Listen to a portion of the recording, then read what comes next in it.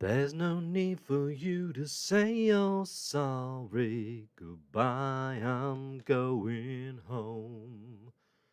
I don't care no more, so don't you worry. Goodbye, I'm going home. I hate the way that even though you know you're wrong, you say you're right. I hate the books you read and all your friends. Your music shite, it keeps me up all night, up all night.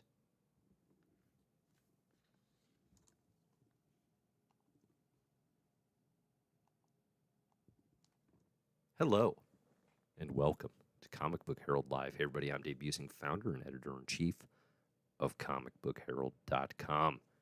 You are listening to the live stream. Today we're going to talk about Ultimate Spider-Man Volume 1, Married with Children. The first volume is out. We're also going to talk about the latest issue of Ultimate Black Panther. We got 5 issues of Black Panther out. We got 6 issues of Ultimate Spider-Man out, primarily by Jonathan Hickman and Marco Chechetto. Talk about the state of Marvel's Ultimate Universe, a.k.a. the most interesting Marvel Universe in 2024, by far, the one to follow. It is amazing. We'll talk about this.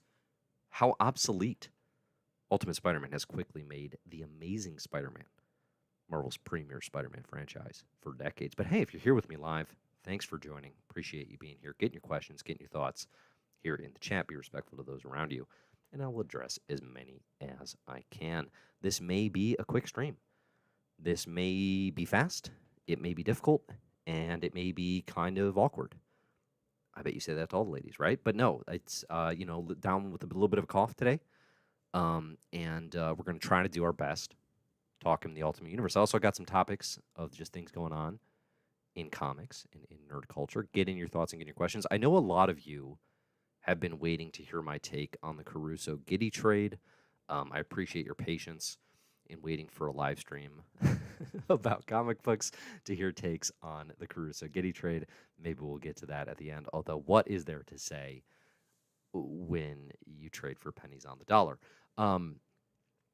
Let's also up front just celebrate with me for a moment a very successful live stream interview with Garth Ennis. That is on the channel currently. If you missed that, when was that? Was that last week sometime? Go back and check that one out. I had the opportunity to talk live on CBH Live here on YouTube with Garth Ennis. It's a really good chat. I had a good time. We talked 2000 AD, talked the work on Road Trooper Bloody Valley, one of my favorite comics of the year that Garth wrote. And then we did, at the end of things, dip into the Punisher and the boys and, all the stuff that Garth is world famous for, to the point that, and he was candid and revealing and very conversational in all the right ways that you want for an interview. And the interview got aggregated by Screen Rant, among others. So that's always kind of funny when my chats on CBH become like news stories. It happened to me previously with like Mark Waid and some others, but it happened here with Ennis, particularly the bit where he said, I would write Punisher tomorrow, which was definitely you could tell. It's nice when you're interviewing somebody, like you can tell things are going well when they just reveal like truths without needing to be prodded or asked or like picking at it, I found that most instances, if I'm not playing like gotcha journalism or like trying to scoop anything, right? Like I'm just trying to have conversations and learn things myself. And again, I've said this before, but like the fact that I get to just like comics, and by virtue of having liked them obsessively enough for long enough, like Ed Brubaker shows up in my home office on my computer screen to talk to me, like I've already won. Like the game's over. Like I have the W. Like whatever monetary like accolade, like it doesn't matter. Like Ed Brubaker showed up and was like, hey, let's talk comics. I've already got the W. So getting to do that with Ennis is a reward in and of itself. But I have definitely found like just getting comfortable and having an authentic conversation seems to be the best way to get people to want to open up and reveal those types of things. Let's should the podcast today be interviewing 101? I'll give you all the tips of the trade, all the secrets that I have learned through my 4 years now of investigative journalism as a true comic book capital J journo baby. But yeah, it was cool having Ennis on. Go check out the conversation if you haven't already. Definitely going to be trying to do. I'm going to try to do like one creator a month. Live streams, I think, is a good healthy clip for me. Again, like I'm not looking to get lost and caught up in the rat race here of like trying to keep up with everyone. But it gives me, because like the thing is like I have Bendis on, I have Ennis on back to back months. That's a lot of reading. That's a lot of prep. Uh, um, to do. Like I had so many Garth Ennis comics to read prior to that interview. Not because I'm necessarily going to ask questions about them, but for me, it's like it's the perfect excuse. Like part of scheduling an interview is like, do I kind of just want an excuse to read this person's body of work? That's actually a huge part of my calculus at this point, especially of why I might have someone on, you know. And for Ennis, it was like I have so much Ennis stuff that I'd never read. Right, I got Preacher inside my favorite 20 comics of all time. I've read enough of the boys to know I don't need to read more. And then obviously his Punisher stuff. I Punisher Welcome Back Frank. I have ranked very very highly. I enjoyed that quite a bit. I need to go back to Punisher Max because I rereading like or not rereading, but reading Fury, my war gone by recently, and then the Get Fury, which is out right now. Stuff. I'm like, oh, there's a gear here that I didn't know Ennis had as a creator, and he's hitting it with Jason Burrows now on Get Fury. It's really good stuff. But anyway, I got to go through so many amazing comics. A Walk Through Hell kind of blew me away. Sarah, the TKO Studios war comic with Steve Epting, kind of knocked me on my ass. That's a fantastic. Like I know it got a lot of buzz at the time, but like I blew it off. It's like it's a war comic. Like that's the irony of talking to Ennis too. It's like he's doing his war stories. It's like it turns out some of them are fantastic. like I was kind of just like writing that off as not my bag, and that was wrong because some of them are really really excellent. So anyway, that's a little bit about what's been going on with me, and then otherwise I've just been fuming about the Bulls giving up Alex Caruso and getting no picks back. We drafted a local boy last night, so fingers crossed on that one. I made this parallel. And this is relevant to this is germane to our conversation. I made this parallel in my head. As you know, if you've listened to CBH Live before, I have a tendency to compare Chicago sports to what's going on in Marvel Comics. And it has dawned on me. So the Chicago Bulls, for those of you who are not sports people, even if you're not a sports person, celebrated dominant dynasty of the 1990s, right? Michael Jordan, Scottie Pippen, Tony Kukoc, Dennis Rodman, Phil Jackson, Luke Longley. Am I going to keep going? You betcha. Judd Bushler.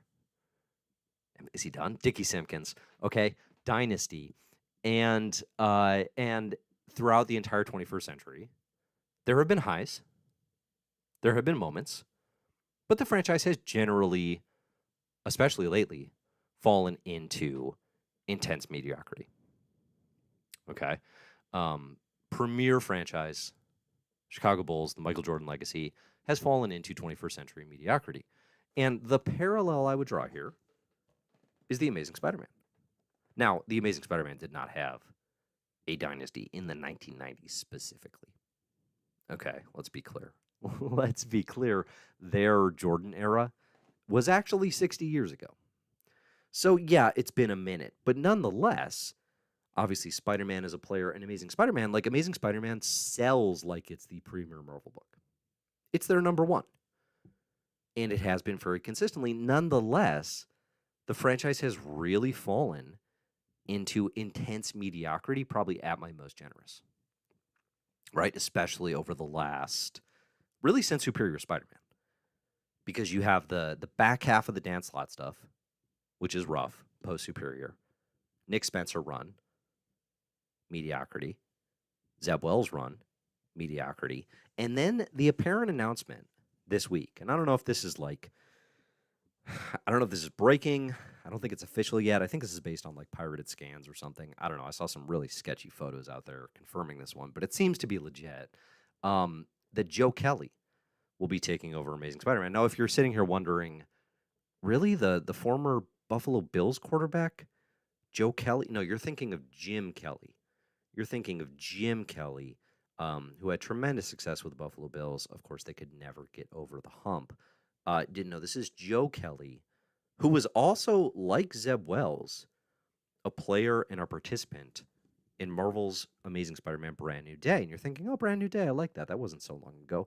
That was 17 years ago.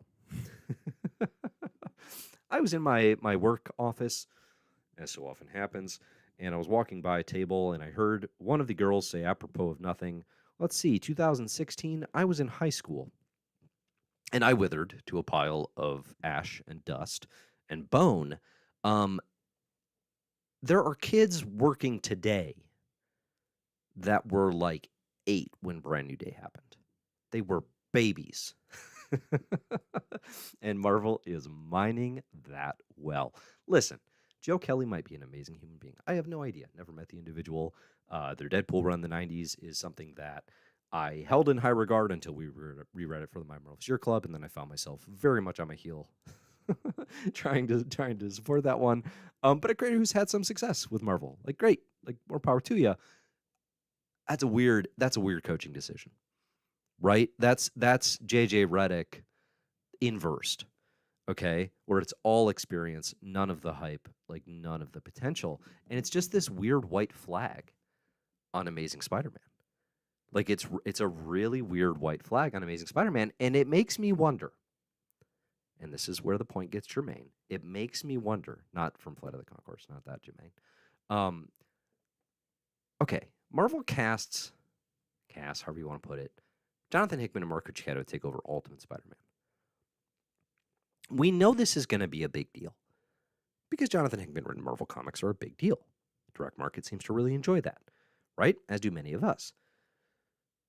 Did they know it was going to make Amazing Spider-Man obsolete? Because, like, anyone complaining about Amazing Spider-Man, the comic, at this point, it is very easy and it is very rational to simply say, well, just hop over to Ultimate. What are you doing? Because Ultimate Spider-Man is where you have 2 high-profile, incredibly skilled superstar creators, comic book artists, crafting a Spider-Man story. And I feel like at this point, it is so overt that, like, yes, Ultimate Spider-Man is for anyone who cares to read a potentially good Spider-Man story. And Amazing Spider-Man is for everyone who is just in the habit of buying Amazing Spider-Man. Like, it's not competitive. It kind of makes it amazing, or it really stands out in contrast how the original launch of the Ultimate Universe in the early 2000s, how, like, Marvel was actually able to balance 2 good Spider-Mans at the same time. Yes, I'm saying Spider-Mans instead of Spider-Men. I will not be changing that at this time. But you had Ultimate Spider-Man with Brian Michael Bendis and Mark Bagley. And then you had J. Michael Straczynski and John Romita Jr. doing Amazing Spider-Man. And both of those could exist in parallel pretty seamlessly, like pretty successfully, actually.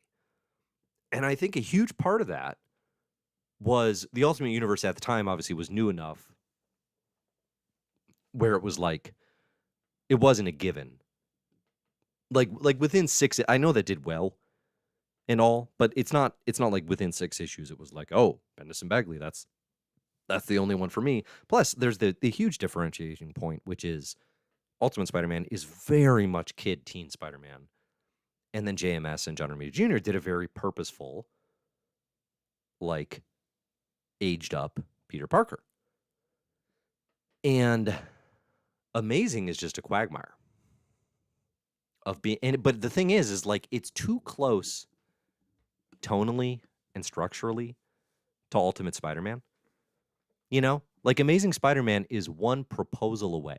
Amazing Spider-Man is one Mephisto cancellation retcon away from being Ultimate Spider-Man. You know, like, it's right there. And I just, with that lingering over the book, I don't think Amazing Spider-Man ever has a chance. So that is praise for Ultimate Spider-Man, and it is just kind of confusion and mild condemnation of the state of Amazing Spider-Man. But, I mean, in the meantime, again, if you see someone being like, I'm so upset at Amazing Spider-Man, and I can't believe what they've done to the book. Like, the easiest thing is just be like, stop reading that and read Ultimate Spider-Man. What are you doing? There's a great Spider-Man comic right now. You don't have to do that to yourself. It's not a thing that you need to be doing, and it doesn't seem like it will be for some time. I do enjoy the recent trend of we got Zeb, we got Joe. It's a lock that we're getting Jed next on Amazing Spider-Man. Mark my words, 8 months from now, Jed is going to make a trio of 3-letter writers to take over Amazing Spider-Man. Okay? Lock it in right now. That's a Dave Stinney prediction. Guarantee that one happens. In the meantime, Ultimate Spider-Man. You know what's nice about Ultimate Spider-Man? It is effortlessly, casually good. It has so easily and thoroughly filled the space of a valuable, highly enjoyable Spider-Man book to read. There is a critique, I think. So we're 6 issues in, and we've covered 6 months of the Ultimate Universe. There has been some critique I've seen of, it can feel a little slow. It's taking its time, right? Complaint, concern, whatever you want to call it. This is also true of, frankly, the entire Ultimate Universe in its rebooted form. And I am here to tell you today, and I've voiced this as a concern, especially with Ultimate Black Panther. I was like, is it taking its time too much? This is a feature. I don't think it's a bug anymore. Like Ultimate X-Men with Pete Momoko, that is purposefully paced in the way that it is to be a more satisfying long-term read.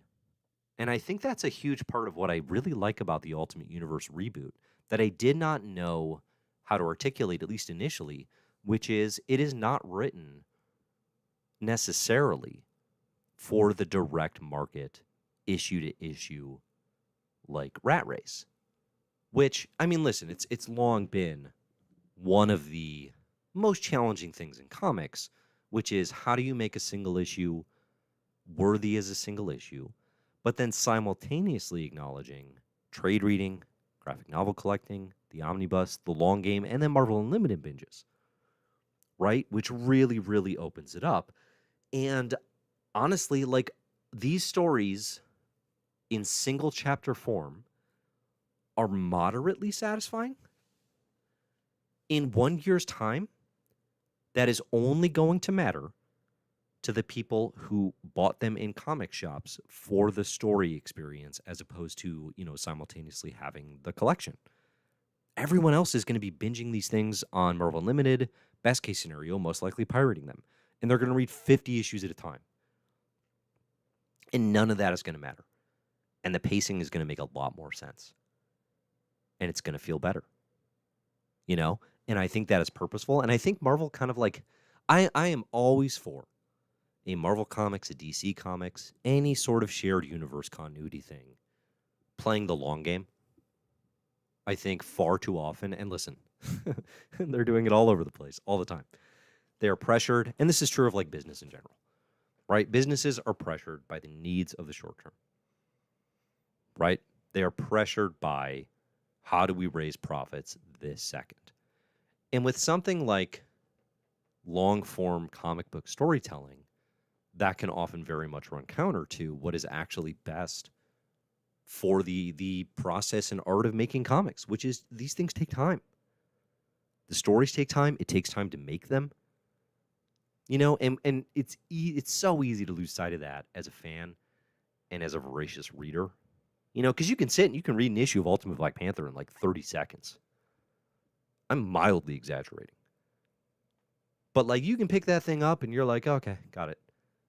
It took somebody weeks of their life to draw that, weeks of their life to plot it and script it and letter it and color it. I don't know. Sometimes you got to put that stuff in context. And it's a competitive field, right? You got to look at that and you got to compare it to, well, compared to somebody else who spent, years of their life making a graphic novel, what would I rather read, right? And that's the competition. And then you look at, okay, and also like all of comics is available to me all the time through all the many ways we can read them right now. And now we're competing against that too, and that's a whole thing. But the slowness that I think is often critiqued here, it's a feature, it's not a bug. And I think if you're bothered by that, if you would look at that as like the main concern of the Ultimate line, then I would just say like check out on the month-to-month experience and come back, right? Check out on the month-to-month read and come back when there's like volumes at a time, or for a Marvel Unlimited binge. You know, that's going to be a more satisfying read. The biggest concern that this raises for me is the pacing, which again is true of every single title. Ultimate Spider-Man, Ultimate Black Panther, Ultimate X-Men, and I know only one issue's out, but like it's going to be true of Ultimates too. I think that's going to be a little more like single issue focused, it seems like. But it suggests we're in for the long haul. At the same time, we know there's a clock on the Ultimate Universe. So there's a very careful bit of math that needs to go into the pacing here. Because here's my concern. 6 issues of Ultimate Spider-Man are out. We've established Peter's journey becoming Spider-Man at 35 with 2 kids and his wife MJ, of learning what he might do with these powers, of being introduced to Harry Osborn, the Green Goblin, and kind of his mission and him as like a collaborative superhero to fight alongside. And now in issue 6 of like telling his family the deal. Right now his family knows. It's taken its time with kind of this like month by month steady build. If we get to like month 12 and we're 6 months away from the return of the Maker and some big thing, but we're still moving at this pace,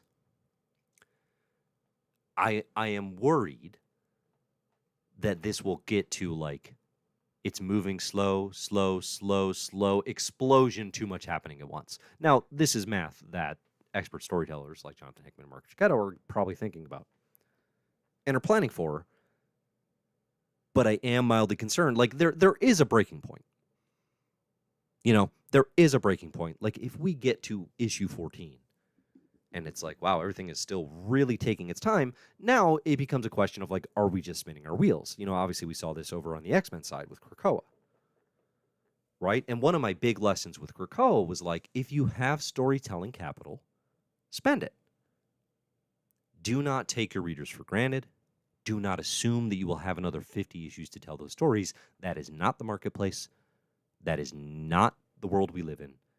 And it's not a very enjoyable reading experience more often than not. There are only a handful of long-term planners who have success doing that specifically in Marvel Comics historically. You know, your Claremonts, your Hickmans, your Grant Morrison, right? There's a tier to this. And most people just aren't on it, and that's great. That's fine. That's normal. Okay, so I'm mildly concerned about that. I'm also, I do think it's also a genuine concern to be like, are Hickman and Chechetto planning to see this through? Hickman especially. Checchetto's going to need breaks. He's already taken breaks. That's normal, right? At the pace that, again, like I said, at the pace these things need to go out, like, it's not, Marvel is not built to have single artists on individual books anymore. They just do not work that way. I don't have a great understanding of why they used to, and now they don't. But it's clearly not built that way. But, like, is Hickman, you know, he's writing a book as if he's going to be here for years. And again, we've had that journey very recently with X-Men and Krakoa. This first, like, if this first volume is building a Spider-Man family, I got to tell you, it's not going to work if you hand off this family to insert name here, because it doesn't matter. If they get, if we get, and it doesn't have to be 50 issues. I don't think that era is going to happen again. But if Hickman and Chechetto can get to the big Ultimatum 2, where the Maker comes back, and we get our 18 to 24 issues of Ultimate Spider-Man, that's great. Like, that's what I hope for. I don't believe anything beyond that is realistic. But anything shorter than that, like, it's gonna be a Kevin Durant situation. Like, the Kevin Durant situation is like, you start asking off teams and asking to be traded. Okay, you do that once, all right. Twice, okay, here we go again. And then it just becomes a habit, and it becomes a perception to the point that it's like, now that's kind of your identity. And that could happen to Hickman. if he bails on Ultimate Spider-Man before it's done. There is no indication that that's going to happen. He seems to be having a great time doing it. It's successful. I hope it doesn't. But there was no indication it was going to happen on X-Men when it happened either. So you got to throw it out there. You got to throw it out there. Right? So that's a genuine concern, but that was a concern from day one. There's nothing that has happened in the 6 months of Spider-Man comics that has made that more of a concern than it was when we started. The Spidey family, though, it's great. I don't think we've gotten enough development with Peter's son, Richard. Like May has definitely gotten the spotlight, and she's very cute and precocious. And, semi-reminiscent of Larry Richards without the genius. Right? More fun, more flighty, more creative. Although I will say, are we doing this? All right, we're doing it. There's a scene in Ultimate Spider-Man 6 where Peter... You know what? I'm going to take a break. When we get back after this, I'm going to tell you the most sinister, secret thing that has happened in Ultimate Spider-Man. I'm going to take a big sip from our sponsor first.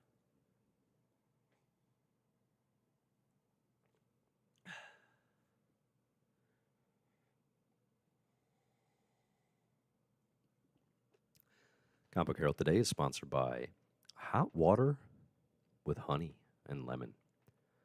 That's hot water. Put it in a kettle, boil it up, put it in a Spider-Man mug, squeeze out a lemon slice, pour in some honey, sip it on down. Hot water with honey and lemon.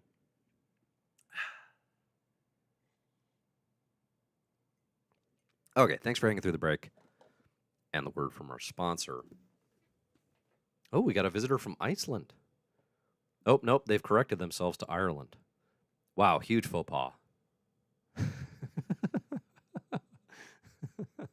I love that typo. Thanks for being here, Vincent. Getting your questions, getting your thoughts. I did see, let's see, before I get to the most sinister thing that has happened so far in Ultimate Spider-Man, we had a question from Tevya. Do you think Ultimate Fantastic Four will return? I think it's kind of... It's wrapped up in the Ultimates, right? Like, that's a Dennis Camp story that he's going to be telling in the Ultimates. The cover for Ultimates #4 is going to be, like, the what happened to this world's Fantastic Four, and, kind of by way of being, like, what happened to this world's Reed Doom, and how has the Maker been torturing him, essentially. So I think the idea that there's not going to be Reed sue Johnny Ben.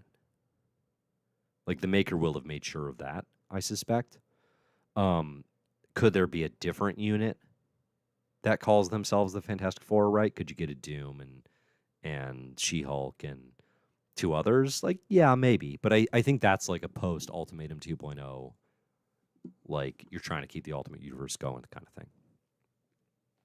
But I think it would have to look different. Speaking of, everybody's favorite Cuz from The Bear is playing The Thing, and he has been giving the best possible interviews about how he's preparing to be The Thing. The headlines have been like, Eben has been staring at rocks.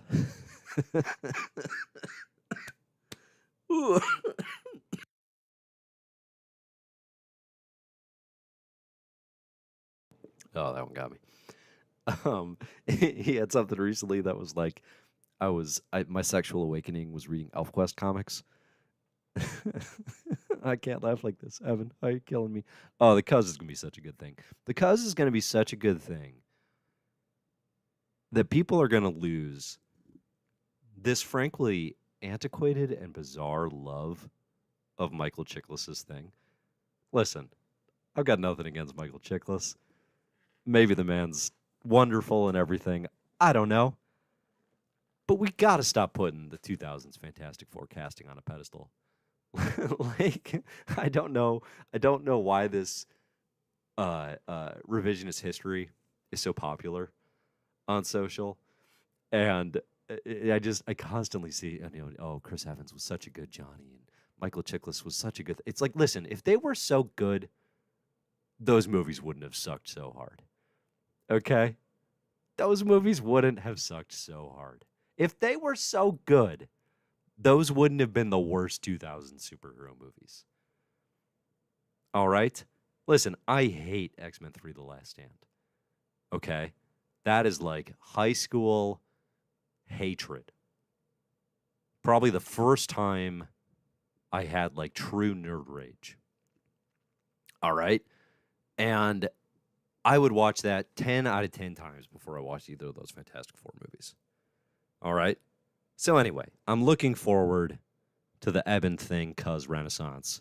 I'm looking for this Fantastic Four movie is going to be good. I got a good feeling. I got a good feeling. I tend to be right about these things. Okay?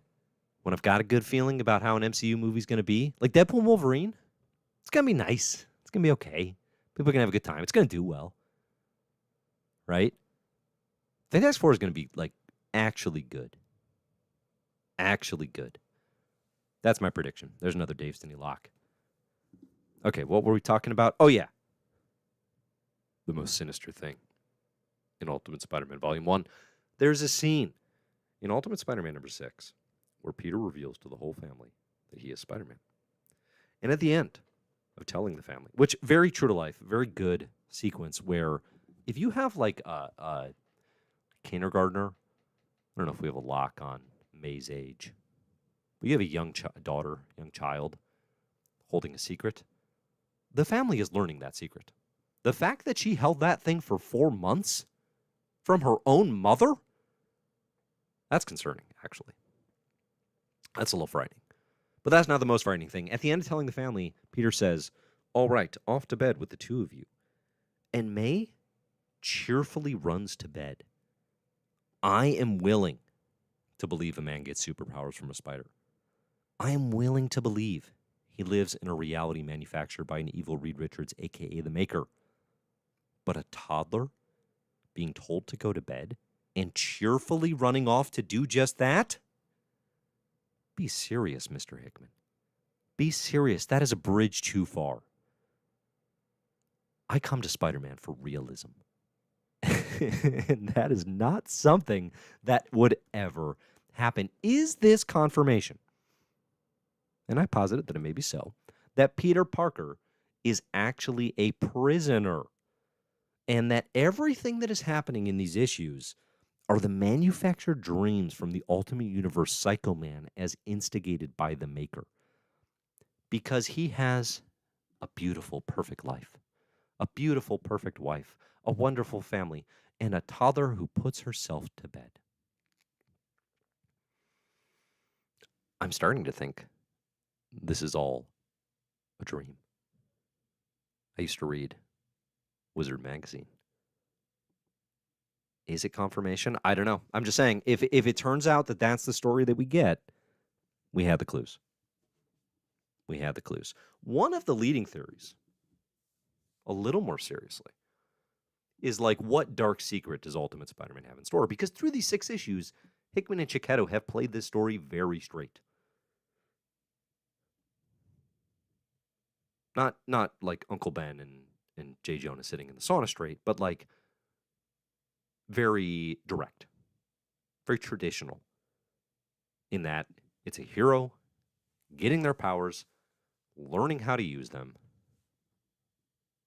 having a family, trying to navigate that, meeting someone else who has powers, stopping muggings of the early Shocker or Rhino or whatever, dealing with one big bad in the Kingpin, but on a very kind of local level.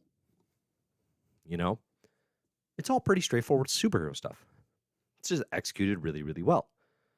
And one of the leading theories, because of that, and because it's Hickman, and because he has a reputation, is like, what dark secret does Hickman have in store? What is coming down the road? What is the twist? What is the special secret sauce that is going to make Ultimate Spider-Man one for the books? And one of the darkest leading theories, of course, is like, oh, one of these characters is going to die. MJ is going to die. One of the kids, even darker. I don't think any of that's in play. I could see it for J. Jonah. I could even see it for Uncle Ben. But I don't think anyone in the family dying is in play. Hickman wrote the leading modern thesis on removing death from superhero comics. That was House of X in the Krakoa era, right? This is the individual who wrote the comic that was like, we need to take that stupid trope out of our comics. It feels at odds with that then a Hickman would be like, I'm going to get everyone with a death of MJ story. That does not feel realistic to me at all. I think there will be twists. I think there will be surprising things. It will not be that. You know what I think is becoming my favorite thing in Ultimate Spider-Man Volume 1? Aside from Ben and JJ's friendship, which is very delightful and very romantic. I think I like Peter collaborating with a more experienced, more technologically advanced, more confident Green Goblin. Like the most of anything. That's a really nice detail. It's a nice twist on the Spider-Man Green Goblin relationship. Now, could that get flipped on its head? Of course. You know, you could easily see that. Right? Something goes wrong. Peter won't cross a certain line. Now Harry's his enemy. Now we're back in traditional Spidey Green Goblin territory. We can get there. But right now, I'm actually really digging this thing where they are like aligned and trying to crack into what the Kingpin's doing, to learn about the Maker's Council, to figure out who has their fingers shaping the world. That's a cool dynamic. That is, again, I think one of the things that makes Ultimate Spider-Man the Spidey comics to read and makes Amazing Spider-Man so obsolete is like, it's just doing everything it can to be a half step to the left of everything we read all the time for decades. You know, it's just different enough. It's not reinventing the concept.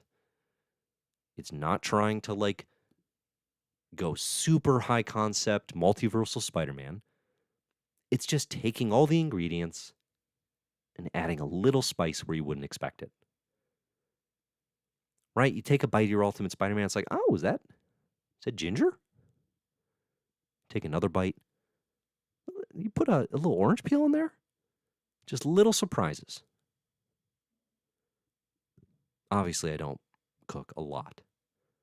Or I probably wouldn't have gone straight to ginger and orange peels. Okay. Whew, we're running out of breath on this one. That's what happens. See, that's another thing that people take for granted. Is I'm out here potting once a week, going an hour 15, talking by myself, to myself, like a lunatic. Requires great health, requires great stamina, requires great manhood. And today I have none of those. I got none of that. All right. Get in your questions on Ultimate Spider-Man. I think I've said my piece. It is effortlessly, casually good, as I said up front. It is not super, like, special in the way that, say, House of X and Powers of 10 was. But it is kind of just delightful to have really good Spider-Man. Again, especially because that franchise has otherwise slipped into mediocrity elsewhere.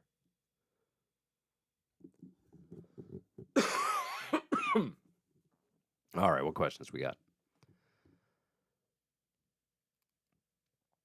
Braden says, Little May is actually Madam Web somehow. I could see Little May having or developing powers. A Madam Web twist? Probably not. Is Gwen one of the most interesting things? Let's see, we got here. Xavier says, what's interesting is Gwen. Braden says, Gwen is evil. There's a Gwen Stacy twist coming. That feels like a lock for sure. Jordan says, my theory is that Harry and Gwen will be chill and competent and nothing bad will happen to them. Yeah, that feels very likely. Definitely they will just continue being the chillest, coolest couple. Like worst case, like they push to swing with Peter and MJ, and they're not comfortable with that. That's like worst case. But probably they're comfortable with that.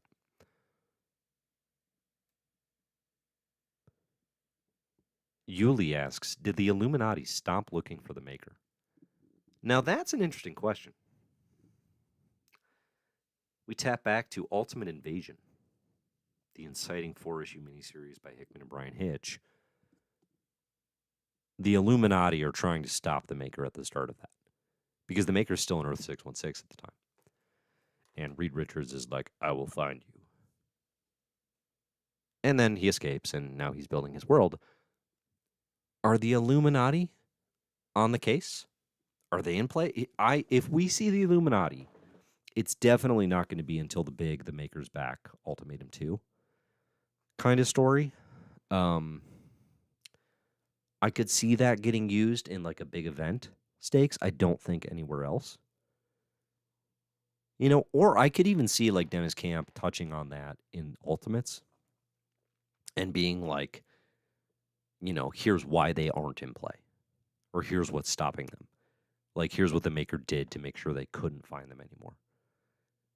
Because I do think this Ultimate Universe is off to a successful enough build where you don't want to muddy those waters by bringing in 616 and the Illuminati.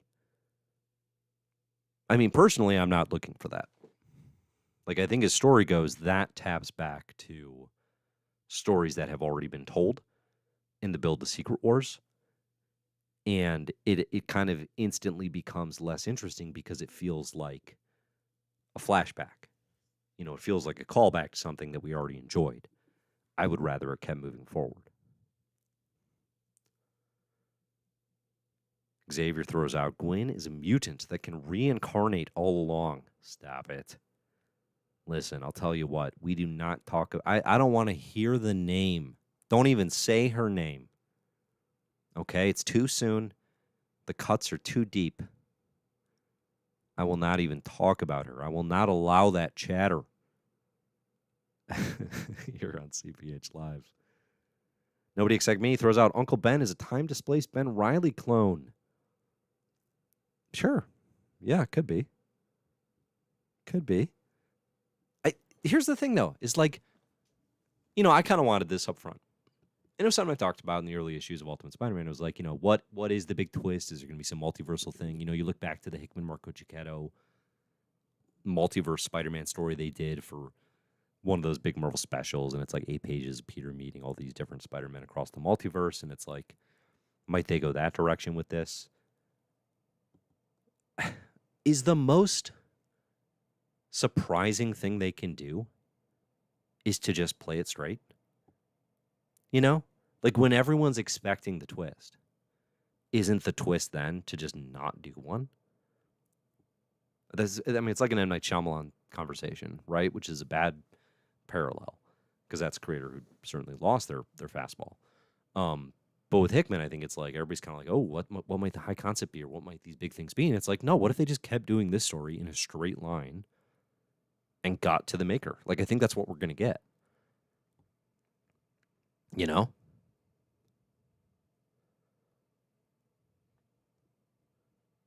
All right. The other comic that came out this week that I wanted to talk about was Ultimate Black Panther. Not a ton to be said about this that I haven't already said in the course of talking about Ultimate Spider-Man. I did quite like in this issue. I won't spoil it if you haven't read it, but Brian Edward Hill is like enhancing Wakandan mythology for the Ultimate Universe. You know, to this point, it has been a fairly direct parallel with certain minor twists.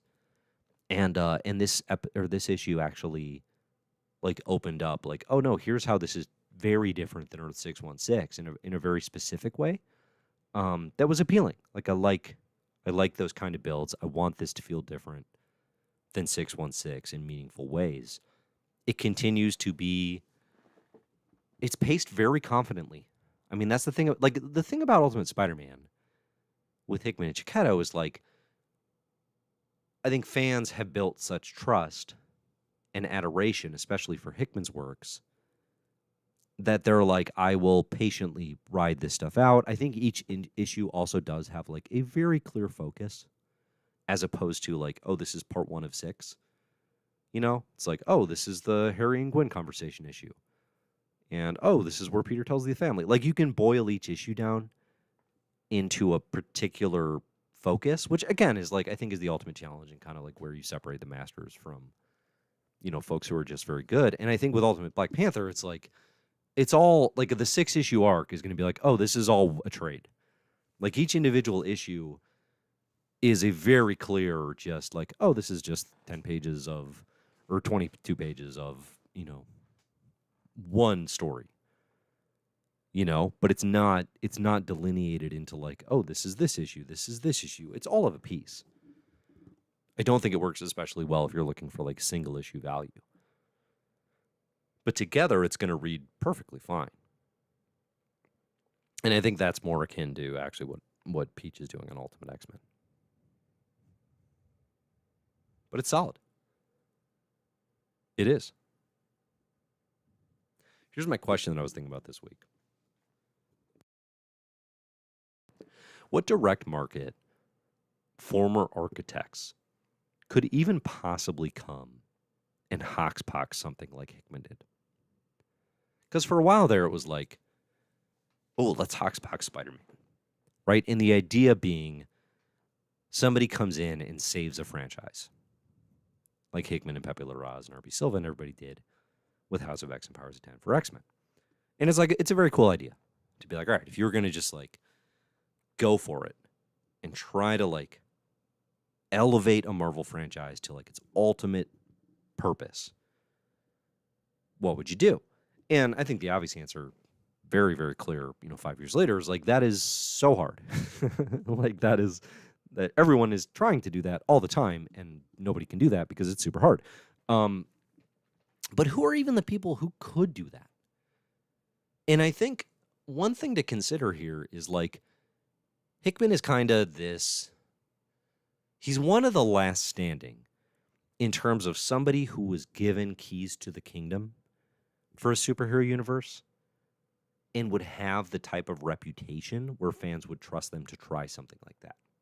So, like, for the list, you have to be somebody who's been given that opportunity before, or at least been very close to it. Because if you're not, then you're just new-ish, and you're just trying to do your best with a series, which is like what everyone is doing, right? So, like, what DM, former architects, could even possibly come?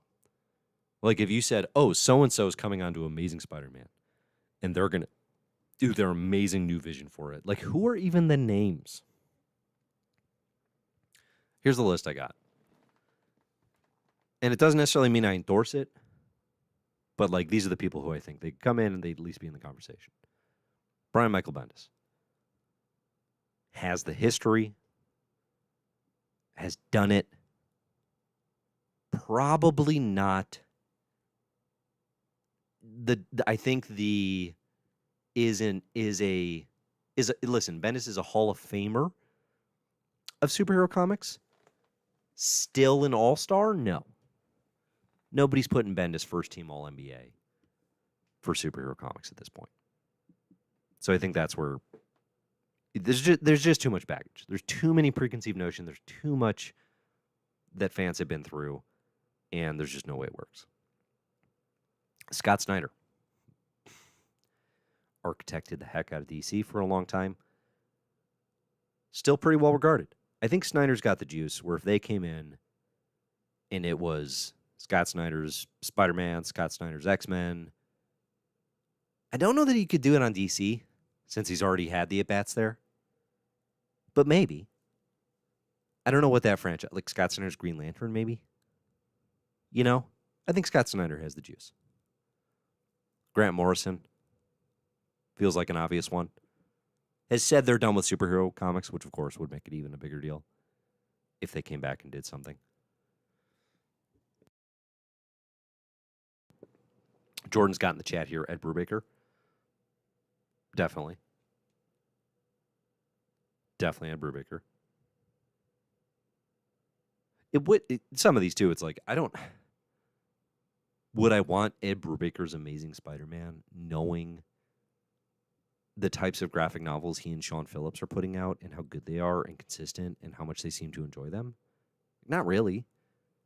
You know? Like, it doesn't feel right. But yeah, they would have that clout. Mark Miller would. As much as it pains me to say. But he would. Mark Waid kind of seems to on the DC side. Like, I think that's actually kind of happening right now with Waid.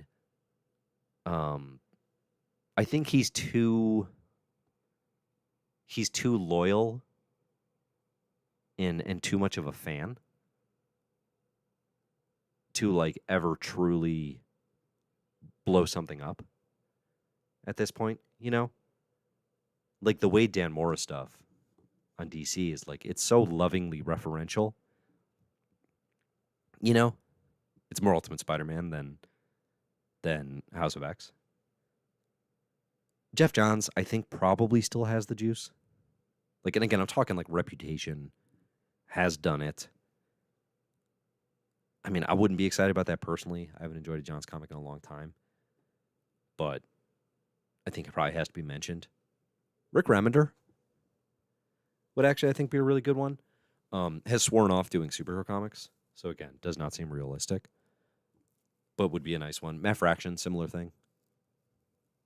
And then Kieran Gillen, which we kind of just experienced. But like, those are all the names. And again, that's not who's an awesome creator who might do good work on a superhero franchise. That list is forever long. You're going to need a space shuttle or a ladder that's forever. But the list of like former architects who could come in and have the kind of clout to do like a House of X and Powers of 10, it's a really short list. And when I look at the names on it, let's see, I would dig Grant Morrison's attempt. I would dig Matt Fraction's attempt. I would dig Gillen, but we just had that. So that's two. And then I would dig, I guess, Rick Remender, whatever that looked like. But again, that would be like, I know you are like in a tough place because you've said so many times you don't want to be doing that. You know, it would have that weird baggage to it. So really there's two. Grant Morrison and Matt Fraction. And I feel like Matt Fraction's the only semi-realistic possibility there. You know? Jordan says we need to foster new talent. I feel like all those names have grown out of Marvel Comics for the most part. Yeah, absolutely. Like that's the game. And that was the thing with Hickman though. It was like he left Marvel. So bringing him back like had this sort of momentum to it. You know? But I think you're right in terms of fostering new talent, in terms of like Donny Cates kind of got this. You know, a little bit of like kind of here are some keys to the kingdom, like we're going to help cultivate and build you kind of thing. You know, there was some momentum there. But like Al Ewing's never really been given that. Jeb McKay, you can feel Marvel moving a little bit in that direction. You know, it's kind of just like pick your stars and elevate them. I feel like that's not really happening anymore. We don't really have architects the way we used to. And I actually kind of like that design for these big publishers because even if it fails, like then we know that person didn't have what it took. You know what I mean?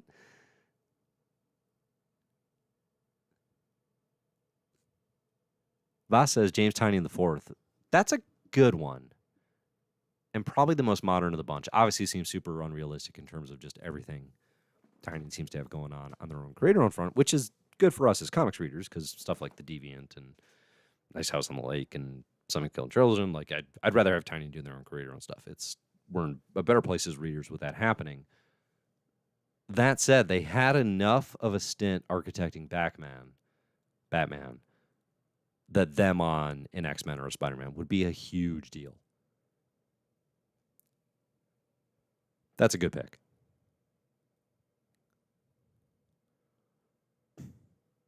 Jordan says, I don't think Fraction is realistic. None of these are realistic. That's kind of the thing. Like, that's the point is, like, who is a name that could even do it? And that's kind of my point is, like, okay, there's not that many names and none of them are realistic. So this idea of, like, chasing,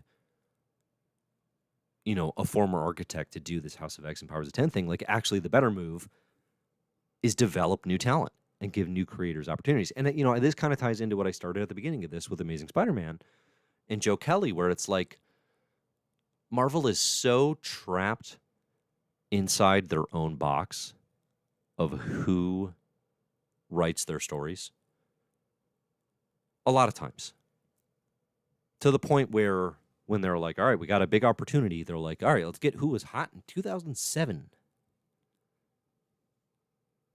And it's like, I don't know, a lot of comics have come out since then. Jordan says, shout out to The Deviant. I love that comic. The Deviant is great. That's one of the best single-issue comics you can read in 2024. And that is for sure. All right. We did it. Good job, everybody. We made it. Getting your questions. Getting your thoughts. Final chance. I'm going to take a sip from our sponsor. This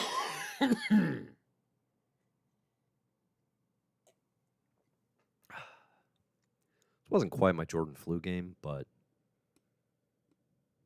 it's in the conversation.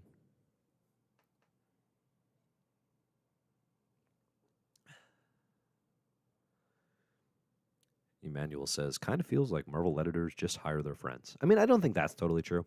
And you know what? One thing that I will get, like, so for example, you know, I was skeptical and wrote about Tom Brevoort's, you know, casting decisions as editor of things, and kind of was like, will he be able to sustain, you know, diversity and new stuff on X-Men? And actually, like, that, like, the proposed creative lineups for the From the Ashes X-Men era are more diverse or just as diverse as anything to do with Krakoa.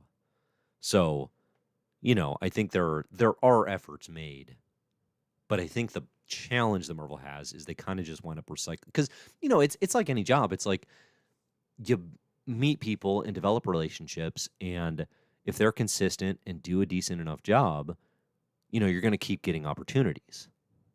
But I think what has happened with Marvel a little bit too much is, like, they keep recycling the same people, like, a lot, like, so much. And I think it kind of, it perpetuates sort of a cycle of mediocrity in a lot of cases. And, you know, the new names, and I think they're trying, you can see them trying to sort of cultivate new talent on, like, you know, the Infinity line of comics. You know, you might see more interesting names there, or like DC had their backups for a bit, right? Where it was like, all right, we're going to try some different creators. Like, you see swings, you see attempts, but it's definitely a challenge in comics right now, and I think it's part of the stagnation that the industry feels. Banksy says, I feel like Dave gets sick quite often. Yes, I have 3 young children, and that does happen. I'll tell you what, if we go 3 streams in a row where I haven't gotten sick, like, that's a miracle. We should all be applauding and celebrating that. I had a good run, actually, for a bit. Check the tape. I did. All right. Braden says, final questions. Do you think Gwen, Harry, Peter, MJ will have connecting bedrooms like the Summers home in X-Men? I don't think Marvel will ever do connecting bedrooms again, because fandom got so into that and is so disappointed, and it is such a point of contention still for the X line, where then you have Tom Brevoort out there being like, no, they've never had a relationship. What? Where are you getting this from? They'll never do that again. I think Gwen, Harry, Peter, and MJ will. Here's the thing. Gwen and Harry, I don't know if this is a real thing, but I heard when I was younger that the way you tell people that you want to swing is you put a giant white rock on your lawn. Is this a thing anywhere else? Has anyone heard of this? I'm never going to Google it. I'm just going to continue assuming this is. So it's always funny to me. If anyone has a big white rock, I'm like, oh, swingers, right? I don't know if that's real or not. It is a myth I choose to believe. Harry and Gwen have a huge white rock in front of their mansion. Like, just a massive white rock. They are inviting anyone and everyone up to the mansion, but especially Peter and MJ. So it's happening. It's just not on page. It's for sure happening, though. Okay. Here's the thing. In issue 6, MJ's like, I want to see the suit. And it's like, okay, cool. You're Spider-Man. Great. She named him. They're off swinging with their kids allegedly in bed. Those kids are not asleep. They're home alone. Okay. Wild choice. No sitter. Okay. I guess the boy's old enough. Trust your teenager like that. It's crazy. Let's talk about the parenting decisions here. But where are they swinging to? Where do you think MJ and Peter are swinging to? Harry's mansion. Is that a euphemism? Maybe. Okay. Harry and Gwen are waiting. That is for sure where they're going. They're going to land on that white rock. They're going to go inside. And everybody's going to have a good time. All right. I think we can end it there. That feels right. Thanks, everybody, for listening. I will not be here next week because it's the 4th of July here in the States. They don't know about that in Iceland, where some of our listeners are from. But I will not be here next week. But then the following week, let's see, what do we got coming up? What are we going to be reading in 2 weeks' time? Going to have to do. I updated the top 500 comics of all time on CBH. Check out the best comics of all time. You'll find it there. That was after our tax time. After the last stream, made some massive updates. List is looking good. Let's see. Next week, there's what? What is coming out next week? Birds of Prey number 11. I like that comic. The Boy Wonder number 3. That's going to be worth reading. Oh, boy. Oh, boy.